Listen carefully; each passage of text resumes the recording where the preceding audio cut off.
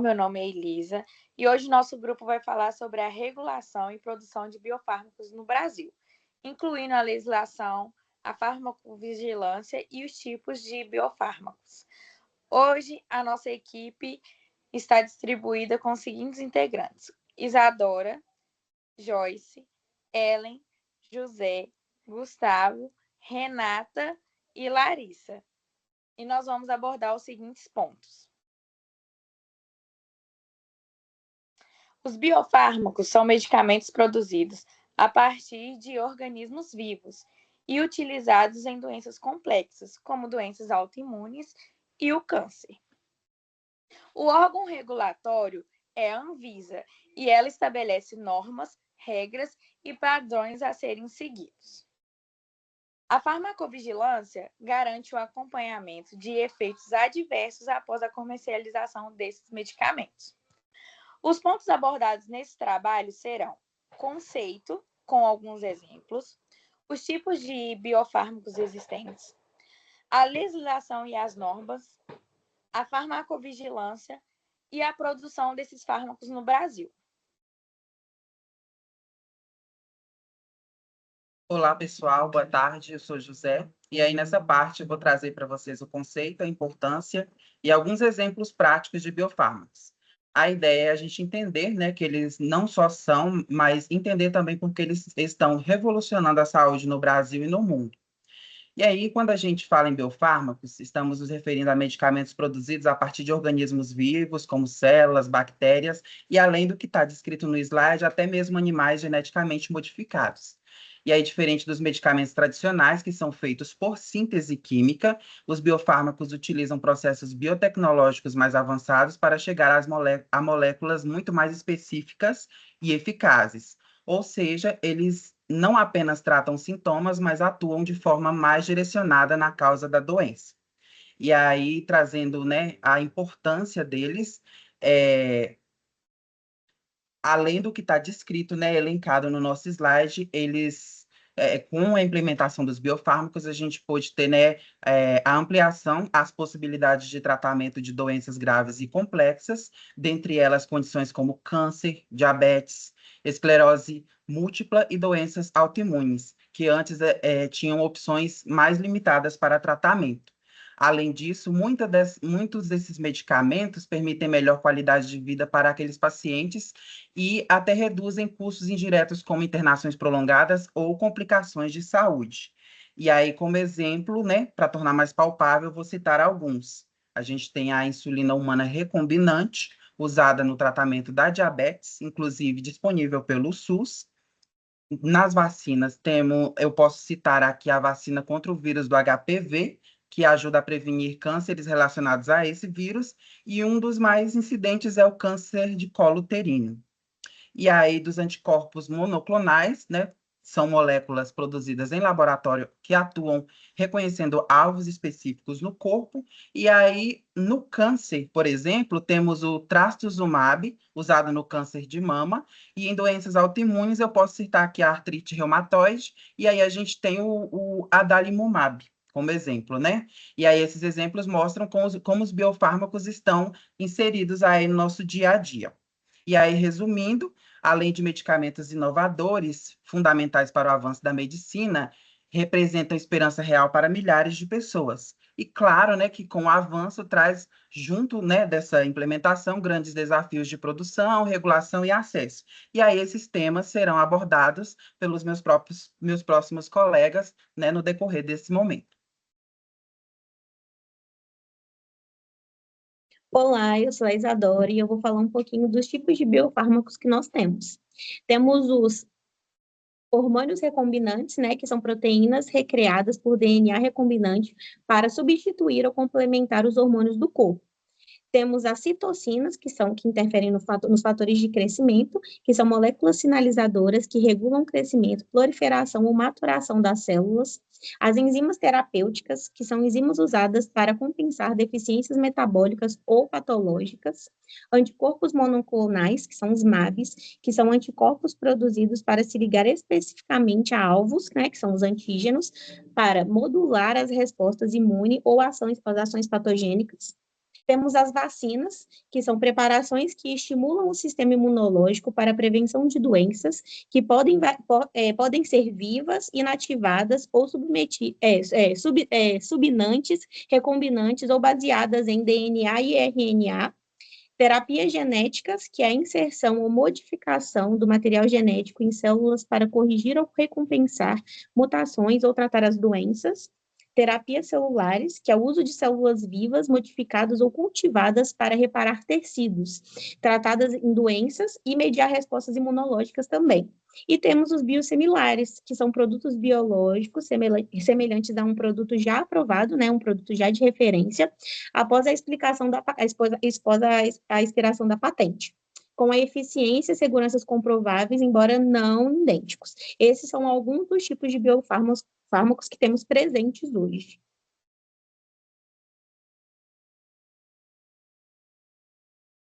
Olá, gente. Meu nome é Renata e agora vamos entender como funciona a regulação de biofármacos no Brasil. Quem é responsável por toda essa regulação é a Anvisa, Agência Nacional de Vigilância Sanitária. Ela foi criada pela Lei 9.782, de 1999, e a missão dela é muito clara: garantir a segurança, a eficácia e a qualidade de todos os medicamentos que chegam até a população. Para cumprir esta missão, a Anvisa publica normas específicas. A RDC 55, de 2010, é uma das mais importantes. Ela é quem regulamenta todo o registro de produtos biológicos, exigindo que as empresas apresentem estudos robustos e estudos não clínicos e estudos clínicos, que comprovem que o produto é seguro e funciona. Já na RDC 205, de 2017, deu um passo além. Ela é mais específica e focada nos ensaios clínicos de produtos de terapia avançada, que são tratamentos de altíssima complexidade. Essas normas garantem que essas pesquisas de ponta sejam feitas com todo o rigor ético e científico necessário.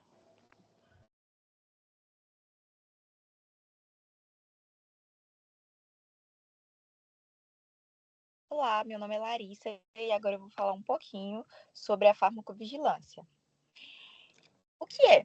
É um monitoramento contínuo dos efeitos adversos e da eficiência dos medicamentos após o uso pela população. No Brasil, esse processo também ele é coordenado pela Anvisa. E como que ocorre? Por meio de um sistema que é a Notivisa. Lá, os profissionais da saúde vão registrar as possíveis eventos adversos que a população apresentar. Vou dar um exemplo do monitoramento. Reações adversas leves. Dor, febre, dor no local ou um mal-estar. Já reações adversas graves vão ser as reações alérgicas severas, choque anafilático, complicações, pode ser neurológicas, raras, ou alguma coisa que não está dentro, conforme a bula de cada vacinação. Um exemplo que eu vou falar é o acompanhamento dos eventos com a avaliação realizada pela PNI e pelo DataSUS. Um exemplo deles real foi quando a gente teve o Covid-19. Durante a vacinação contra o Covid-19, os efeitos adversos, como febre, dor de cabeça e reação alérgica, foram monitorados diariamente pelo PNI. Esse acompanhamento permitiu confirmar que a maioria dos efeitos eram leves e transitórios, identificar rapidamente casos raros e tromboses associados a certas vacinas em outros países, garantir a transparência e manter a confiança da população. Aí, como tem essa imagem aqui no nosso slide, eu vou estar explicando um pouquinho como que funciona o fluxo da farmacovigilância.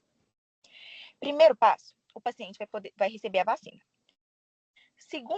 No segundo passo, caso o paciente apresente alguma reação, o profissional da saúde vai registrar no prontuário e notificar no sistema. Aí vem a notificação da Anvisa. A Anvisa vai receber essa notificação, também o SIEAPV, que é um sistema de informações de eventos adversos pós-vacinação, do PNI, e da SUS. E aí, diante disso, quando ele recebe essa notificação, esses dados são avaliados pelas autoridades de saúde e se há risco, pode ser emitidos alertas, suspender os lotes ou atualizar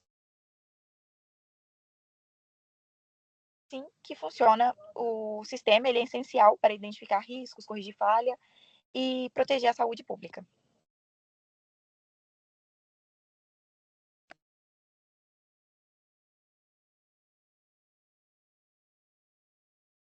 Olá, gente. Meu nome é Ellen e eu vou falar um pouco sobre a produção de biofármacos no Brasil. Falando um pouco sobre a situação atual, o Brasil ele possui uma capacidade crescente de produção muito grande de biofármacos. A produção nacional ela é um pouco limitada em frente à demanda do SUS, mas vem avançando por meio de parcerias para o desenvolvimento produtivo.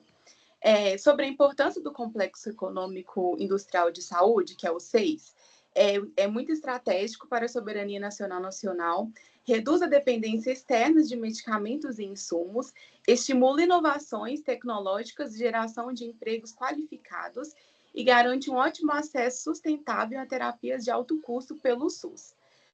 Sobre os desafios, tem uma alta complexidade tecnológica, que são processos de biotecnologia avançada que exigem domínio sofisticado, como cultivo celular, DNA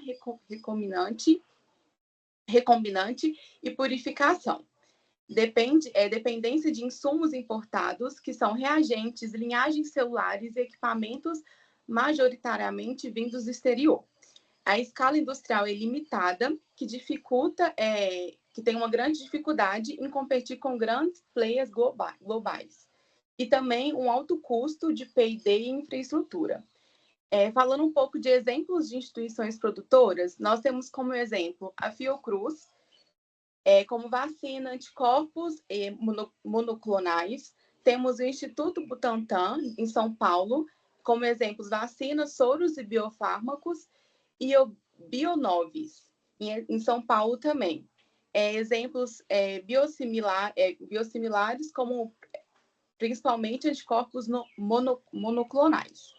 Explicando um pouco o gráfico, como uma pontuação de 0 a 4, temos a situação atual, classificada com 3 pontos, que o Brasil tem uma capacidade crescente, mas ainda tem uma insuficiente grande demanda. A importância do 6, classificado como 4 pontos, que destaca soberania sanitária, inovação, empregos e acesso a medicamentos.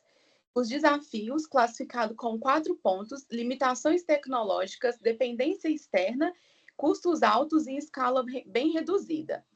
E as instituições produtoras, classificado com 3 pontos. Principais centros de produção, né, que nós temos no Brasil, é o Fiocruz, o Butantan e o Bionovis.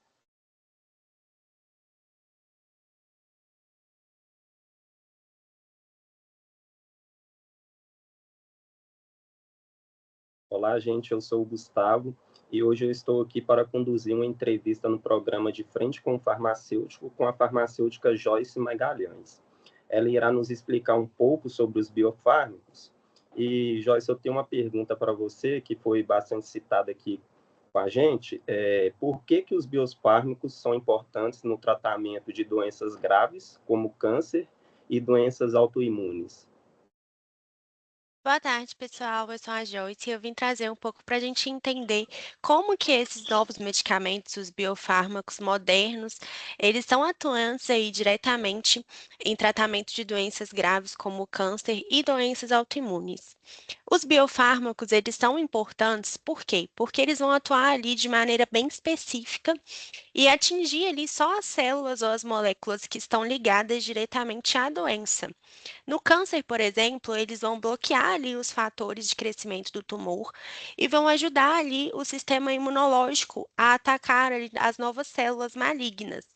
Já nas doenças autoimunes, o que eles vão fazer? Eles vão atuar ali controlando a inflamação ou o módulo ali das vias TNF e vias IL-6, que vai evitar ali os danos ao tecido. Com isso, o que acontece? Eles vão trazer para a gente uma eficácia muito maior e ser menos agressivo, ter menos efeitos colaterais.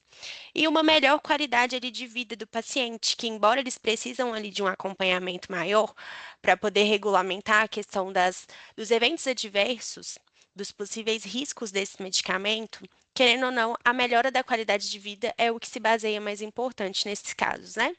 E é isso, um pouquinho do que os biofármacos são de importância no tratamento das doenças graves, como o câncer e as doenças autoimunes. Muito obrigada pela oportunidade, Gustavo. Espero que vocês tenham entendido um pouco.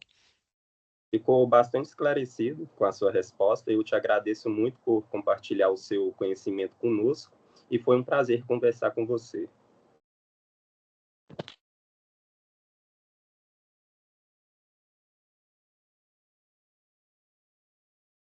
Então, pessoal, diante de tudo que a gente viu até aqui hoje, né, fica clara a importância dos biofármacos para a saúde, além de representar inovação, qualidade de vida e, em muitos casos, a sobrevivência, fica aí o questionamento, né? Como garantir que esses avanços cheguem de forma justa e acessível a toda a população, né? Não bastando apenas desenvolver a tecnologia, a gente precisa também pensar em políticas públicas, custos acessíveis e estratégias de distribuição, sendo esse o grande desafio que fica como reflexão para todos nós. É isso, gente. Esse foi o nosso trabalho. Espero que ele tenha despertado curiosidade em vocês para pesquisar mais sobre os biofármacos e que tenha sanado algumas dúvidas existentes. Essas são as referências bibliográficas que utilizamos no nosso trabalho e passando para agradecer pela oportunidade. Obrigada!